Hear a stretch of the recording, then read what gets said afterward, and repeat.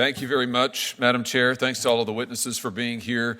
Let's just start by talking about the need to be here today and the fact that what we are seeing happen in district courts is, historically speaking, really unprecedented until recent years and completely out of sync with our constitutional system. You alluded to this, Mr. Panuccio, the way that our founders designed our constitutional system. Mr. Bray, Professor Bray, let me just start with you. According to your scholarship, when's the first time that a district court issued a universal non-party injunction of the kind that we're talking about today?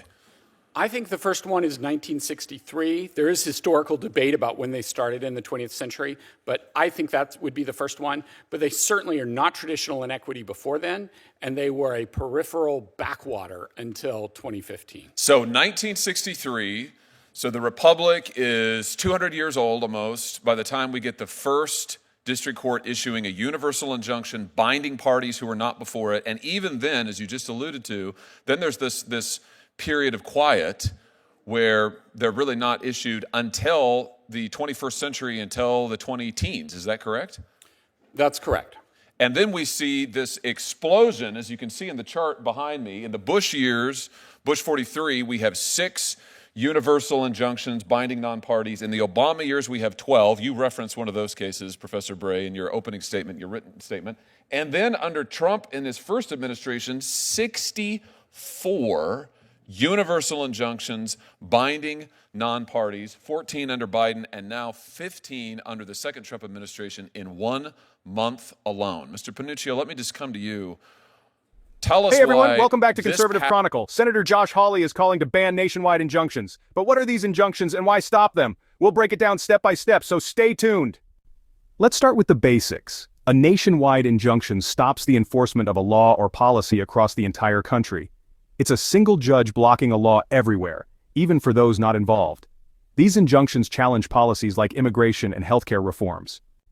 They're controversial because one district court judge can make a nationwide decision without consulting others. Why are nationwide this pattern that we're seeing here, and there's a clear partisan valence to it, but there's even more of a recency valence. I mean, this is something that just did not happen until very, very recently. Why is this so distortive to our federal system? Well, thank you, Senator. It's distortive because it has judges operating outside their constitutional role. They are exerting policy-making power over the whole country. And the issue is this. We are a republic. Those who get to exercise policy-making power, like yourself, like this body, have to face the electorate every 6 years, 2 years, 4 years, whatever it is. Judges do not. We gave them life tenure so that they could be insulated and make decisions without fear or favor. But we limited the judicial power to cases and controversies, just the party before them. And in my written testimony, I note that Hamilton said it's the least dangerous branch, but he had a caveat. Only if they exercise the judicial power. If they range beyond it, then it can be the most dangerous branch. And the public's confidence will be undermined because they have no chance to get rid of these judges because they have life tenure. They don't want to be ruled by kings. They want to be ruled in a republic where they have a vote. And here's my concern is that this pattern of, I think, abuse, this pattern of out-of-control behavior that we're seeing that's illustrated on the graph that's behind me is not decelerating, it's accelerating. And now we're seeing it not just with injunctive relief, we're seeing it in other orders, other procedural forms that are deliberately designed to insulate the judges, the district courts, from appellate review. Temporary restraining orders. You mentioned this, Mr. Panuccio. All of a sudden, we've seen a huge uptick in just the last few weeks in district courts issuing what looks a heck of a lot like a nationwide non-party injunction, but it's styled as a temporary restraining order. Now, Mr. Panuccio, if I were Why are nationwide injunctions a big deal? They can disrupt the balance of power between government branches. The Constitution limits judicial power to specific cases and parties. Nationwide orders bypass the democratic process, affecting the entire country. Judges have lifetime appointments and are not elected. There's no way to vote them out or hold them accountable. Nationwide injunctions weren't always common. They first appeared in 1963 but became widespread in the early 2000s. Under Bush, Obama, and Trump, the numbers surged. If I were a judge who wanted to insulate myself from review, why might I choose the temporary restraining order vehicle to do it? Why is this happening?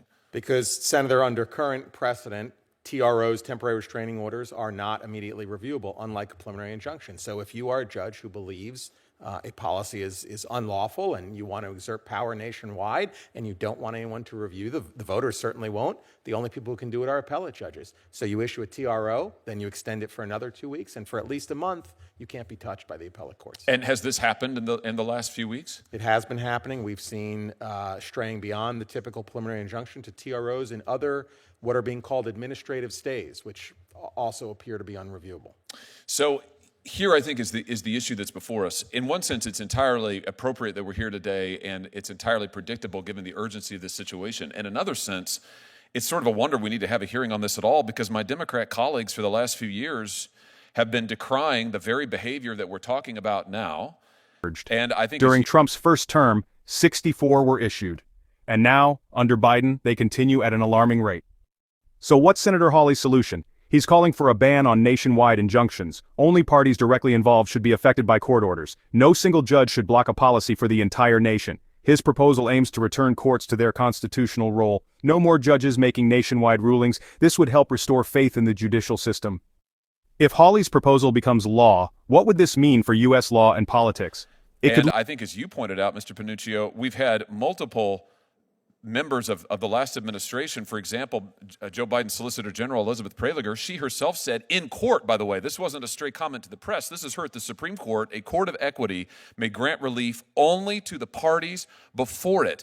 District courts violate this principle by issuing universal injunctions. Elena Kagan, Justice Kagan, it can't be right that one district court judge stop a nationwide policy in its tracks and leave it stopped for years while it goes through what is otherwise the normal process. I would just say to my Democrat colleagues, it shouldn't be, to quote the chairman, that one thing, or to quote the ranking member, that it's one rule for Democrats, it's one rule for Republicans. Let's make it one rule across the board that no matter who appoints you, a judge can only bind parties who are before her or him. There are no nationwide non-party injunctions. Let's make that the standard, and let's return these courts to the proper functioning of our constitutional system. Thank you, Senator Hawley. You stuck to that time. I'm so for proud me, of it was you. really good. It could lead to a more predictable judicial system, with cases handled more locally. However, some argue nationwide injunctions are crucial to fight unconstitutional policies. The debate continues, and this ban could reshape future court cases. What do you think? Should nationwide injunctions be banned, or are they necessary for fairness and justice? Drop your thoughts in the comments below. Hit subscribe to stay updated on politics and law. Thanks for watching. See you in the next one.